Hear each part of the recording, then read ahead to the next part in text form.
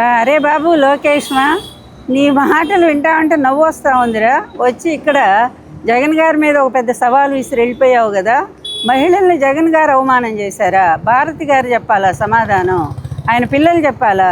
మరి మహిళల మీద మీరు ఇప్పటి వరకు చేస్తున్న ట్రోలింగ్స్ మేమందరం కూడా దాంట్లో బాధితులమే కదా.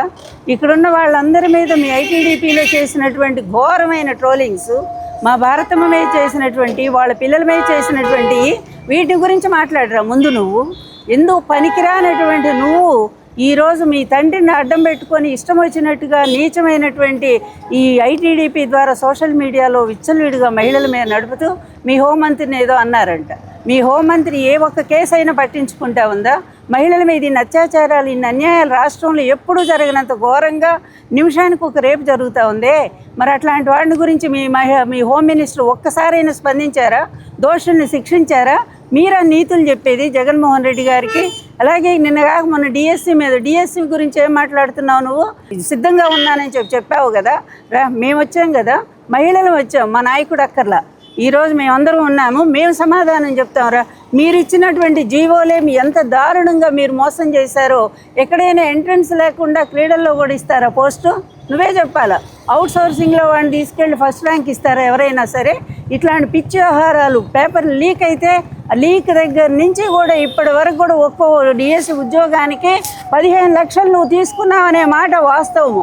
నీ అన్యాయాల మీద వీటన్నిటి మీద మా నాయకుడు జగన్మోహన్ రెడ్డి గారు మాట్లాడితే, వివరాలతో సహా బయట పెడితే ఒక్కదానికి కూడా సమాధానం చెప్పకుండా అబ్బా కొడుకులు ఇద్దరు పారిపోయారు. కరకట్ట ఇంటికి పారిపోయారో లేదా హైదరాబాద్ ఇంటికి పారిపోయారు. మీ బతుకులే ఇంత. ఏదైనా విషయం వచ్చినప్పుడు సమాధానం చెప్పకుండా దాటేసుకుంటూ పారిపోయేటువంటి మీరు వచ్చి ఇక్కడ సవాలు విసురుతారా? అంత శక్తి నీకుందా అసలు? నువ్వేంటో, నీ పరిస్థితి ఏంటో ఒక్కసారి నువ్వు ఆలోచన చూసుకో. నువ్వు వచ్చిన తర్వాత, అంటే నీ బాబు వచ్చిన తర్వాత పరిపాలనకి ఎంతమంది మీద అఘాయిత్యాలు, అన్యాయాలు జరుగుతున్నాయో, ఎంతమంది మహిళలు ఆత్మహత్యలు చేసుకున్నారో, హత్యలు చేయబడుతున్నారో, వీటన్నిటి మీద ఒక్కసారి విచారణ చేద్దామా?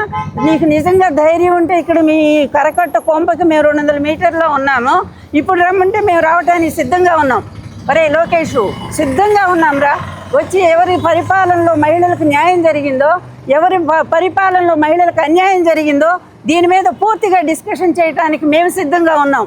అలాగే ఉద్యోగస్తులను ఎంత దారుణంగా మీరు మోసం చేస్తున్నారో, డిఎస్సి పేరుతో ఎంత అవినీతి జరుగుతూ ఉందో, ఇదంతా మేము ఆధారాలతో సహా ప్రూఫ్తో వచ్చాం. మేము వీటన్నింటినీ కూడా బయట పెట్టడానికి సిద్ధంగా ఉన్నావురా. ధైర్యం, దమ్ము నీకేమైనా ఉంటే ఎన్టీఆర్ మనవడు మాటి చెప్తావు కదరా నువ్వు.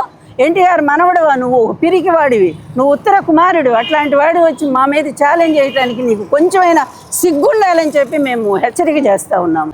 మన కుప్పం అప్పుల అప్పారావు, మన ప్రస్తుత గౌరవ ముఖ్యమంత్రి చంద్రబాబు నాయుడు గారు, మన పాయకరావుపేట పాపమ్మ, మన హోమ్ మినిస్టర్ గారు మంగళపూడి అనిత గారు, అలాగే మన పిఠాపురం పీఠాధిపతి పవన్ కళ్యాణ్ గారు, అలాగే మంగళగిరి మాలోకం గారు, మన పేపర్ లీకేజ్ నారా లోకేష్ గారు.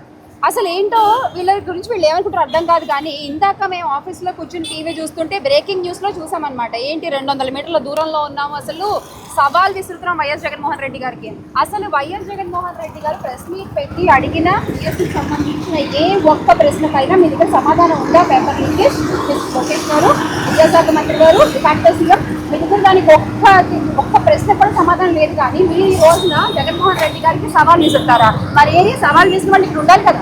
వచ్చే మరి జగన్మోహన్ రెడ్డి గారు కౌశల్గా మా పార్టీలో ఉన్న మహిళలు కాదు, మహిళా కార్యకర్తలు కాదు, వాళ్ళు నేను అడుగుతున్నా మిమ్మల్ని ప్రశ్నలు. అసలు ఒక్క ప్రశ్న కన్నా మీ దగ్గర సమాధానం ఉంటే ఓపెన్ ఛాలెంజ్, మేము ఇక్కడే ఉంటాం, ఇలాగా పారిపోము, ఇక్కడే ఉంటాము, భారత విగ్రహం దగ్గర ఇక్కడే ఉంటాము, మీరు రండి మనం మాట్లాడుకుంటాం. డిఎస్సి కన్వీనర్ని ఎందుకు పక్కన పెట్టారు?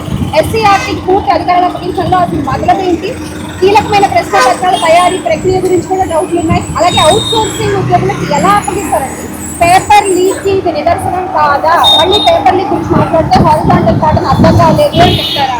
హారిజాంటల్ ప్యాటర్న్ అర్థం కాకపోవడానికి వాళ్ళేమో మన బీపీపీ లాగా 10th ఫెయిల్, ఇంటర్ పాస్ ఇది కాదండి. ఒక్కోసారి ఒక్కరు చదువుకున్న వాళ్ళు కాదు, వాళ్ళందరూ వెల్ ఎడ్యుకేటెడ్ పీపుల్. వాళ్ళందరికీ హారిజాంటల్ ప్యాటర్న్ తెలుసు, వర్టికల్ ప్యాటర్న్ తెలుసు, ఎగ్జామ్స్ ఎలా రాయాలో తెలుసు.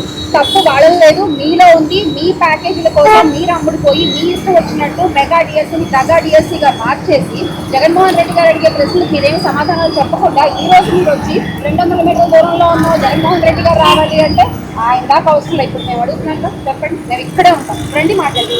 ఇవాళ లోకేష్ బాబు గారు చాతగాని ఒక మంత్రిగా మిగిలిపోయింది కాకుండా నిసిగ్గుగా ఈడికొచ్చి కాలువలకి అసలు కాలువలు ఓపెన్ చేయడానికి నువ్వు ఎందుకు వచ్చావు, నీకు ఏ శాఖ? సరే మేము ఇక్కడికి వచ్చి చూసాము, సవాల్ విసిరాడు కదా, మరి అంత దమ్మున్న నాయకుడు కదా సవాల్ విసిరాడని మేము వస్తే పారిపోయావు. సో పారిపోయే దానికి నువ్వు ఎందుకు సవాల్ విసిరావు? లేదు నీకు నిజంగా అంతగా జగన్మోహన్ రెడ్డి గారి కోసం మాట్లాడతానంటే రండి, ఓపెన్ చేస్తాం, డోర్లు ఓపెన్ చేస్తాం. మీలాగా భయపడే తరం కాదు మాది. కరకట్టకి దగ్గరలోనే ఉన్నాం 200 మీటర్లో. అరే అప్లోడ్ చేసినోడికి ఫస్ట్ ర్యాంక్ ఎందుకు వచ్చిందయ్యా అంటే సమాధానం చెప్పు. చిన్న బిడ్డలకి బుక్స్, లేకపోతే చిన్న బిడ్డలకి బెల్ట్లు, చిన్న బిడ్డలకి షూలు, ఇవి ఎందుకు ఇవ్వలేకపోతున్నావు అంటే దానికి సమాధానం చెప్పు. నువ్వేమో హోంశాఖకి సపోర్ట్ మాట్లాడతావు, ఆమెమో నీకు సపోర్ట్ మాట్లాడుతుంది. ఏంది మీరిద్దరు నాకు అర్థం కావటం లేదు. ప్రపంచంలో ఏ రాజకీయ చరిత్రలో ఇన్ని సంవత్సరాలలో ఇంత ఘోరమైనటువంటి ఆడబిడ్డకు అన్యాయం జరిగినా కూడా సిగ్గు లేకుండా ఇవాళ నీట్గా వచ్చేసి సవాలు విసిరేస్తున్నారు అని అంటే మరి వచ్చాం కదా. మహిళలం చాలు నీకు సమాధానం చెప్పడానికి, మహిళలే ఇప్పుడు ఇక్కడే ఉంటాం. నువ్వు వచ్చి దమ్ముంటే నువ్వు సమాధానం చెప్పగలిగితే వచ్చి సమాధానం చెప్పు. నీ మంత్రి శాఖకి నువ్వేమన్నా న్యాయం చేయగలిగితే చెయ్యి. నీ ర్యాంక్ ఎక్కడుంది? ఎక్కడో ఉన్నావు, టాప్ 5లో కూడా లేవు. ఎక్కడో ఉండి నువ్వు ఇవాళ వచ్చి మాట్లాడుతుంటే ఎలా ఉంటుంది అంటే నీ శాఖ తప్ప అన్ని శాఖలు మాట్లాడుతున్నావు. దయించి చిన్న బిడ్డల యొక్క కూడు విషయంలో, చిన్న బిడ్డల యొక్క బట్ట విషయంలో మాత్రం చిల్లర రాజకీయాలు చేయక లోకేష్ బాబు గారు. మీరు చేసిన అన్యాయాలన్నింటినీ బయట పెడుతుంటే మీకు ఈ రోజు ఎంత బాధ వస్తుంది. డిఎస్సిలో మీరు చేసిన మోసాలు మీకు తెలుసు. ఎక్కడ అథారిటేటివ్గా లేని స్పోర్ట్స్ సర్టిఫికెట్ ఎవరిస్తారండి? గ్రిగ్లో కానీ స్పోర్ట్స్లో కానీ స్టేట్లో కానీ ఆడినప్పుడు ఇస్తారు. అది కదా అథారిటేటివ్గా తీసుకోవాలి. అది కాకుండా మంత్రులు ఎవరైనా నచ్చి ఒక సర్టిఫికెట్ ఇస్తే ఒక ప్యాకాట్కి ఒక ఉద్యోగం, ఇవన్నీ కూడా మీరు చేసి డిఎస్సిలో కనీసం అక్కడ కలెక్టర్ ఆఫీసులో దాన్ని అక్కడ ప్రకటన ఉంచాలి. అందులో వచ్చిన వాళ్ళందరికీ కూడా అక్కడ ఒక బోర్డు ఏర్పాటు చేయాలని ఏమన్నా ఉందండి? అది కూడా లేదు. అంటే మీ తప్పులు మీరు కనిపెట్టుకోవడానికి మీరు ప్రతి పోస్టు అమ్ముకున్నారు కాబట్టి దాన్ని ఎక్కడా లేకుండా మాఫీ చేయడానికి చూశారు. ఇంకా అనిత గారి మాటలు, ఒక మహిళగా ఆవిడ మాట్లాడే మాటలు, ఆవిడ ఏదో అనేసారంటున్నారు మేకప్ గురించి. మరి రోజా మేడం గారి గురించి ఎన్ని మాటలు మాట్లాడారండి? బండారు సత్యనారాయణ గారు మాట్లాడిన మాటలు ఎలాంటి మాట? అప్పుడు మీకు ఎవరికి బాధలు రాలేదా? లోకేష్ గారు మీరు సవాళ్ళు విసురుతున్నారు కదా జగన్మోహన్ రెడ్డి గారికి. జగన్మోహన్ రెడ్డి గారి దాకా అవసరం లేదు. మహిళలు మేము వచ్చాం, మేము అడిగిన ప్రశ్నలకు సమాధానం చెప్పండి. పిల్లలకి యూనిఫామ్స్ అన్నారు, యూనిఫామ్ ఇచ్చారు కానీ షూస్ ఇవ్వలేదు. బుక్స్ అన్నారు, టెక్స్ట్ బుక్స్ ఇచ్చారు కానీ నోట్ బుక్స్లు ఇవ్వలేదు. సవాళ్ళు అనేవి అలాంటి వాటిలో తీసుకోండి, వాటిని పిల్లలకి ఎలా అందించాలి అనే దాంట్లో మీ బుద్ధి అనేది చూపించండి. అంతేగాని సవాళ్ళు విసరటం మాకు కూడా వచ్చు. ఇప్పుడు అనిత గారి విషయం వస్తే మేమేం మాట్లాడుతున్నాం? అమ్మా అనిత గారు, మీ మేకప్ మీద ఉన్న శ్రద్ధ కాస్త సమాజం మీద పెట్టండి అని చెప్పి అడుగుతున్నాం. దాన్ని వక్రీకరించి మాట్లాడుకుని మీ ఇష్టం వచ్చినట్టుగా దీక్షలకి ధర్నాలకి దిగారు నిన్న. మేము ఒకటే చెప్తున్నాం, మంచిగా సవాళ్ళు విసరటం కాదు, పని చేయటంలో మీ పనితనం చూపించండి. సవాళ్ళే ఉంది, ఎవరైనా విసురుతారు. వచ్చాం, ఇప్పుడు వచ్చాం, మా జగన్మోహన్ రెడ్డి గారి దాకా అవసరంలా, మహిళలం మేము వచ్చాం. మీరు ఏదైతే కరకట్ట మీద నుంచి సవాళ్ళు విసిరారో అక్కడే ఉన్నాం. మీకు దమ్ము ధైర్యం ఉంటే మేము అడిగిన ప్రశ్నలకు సమాధానం చెప్పండి.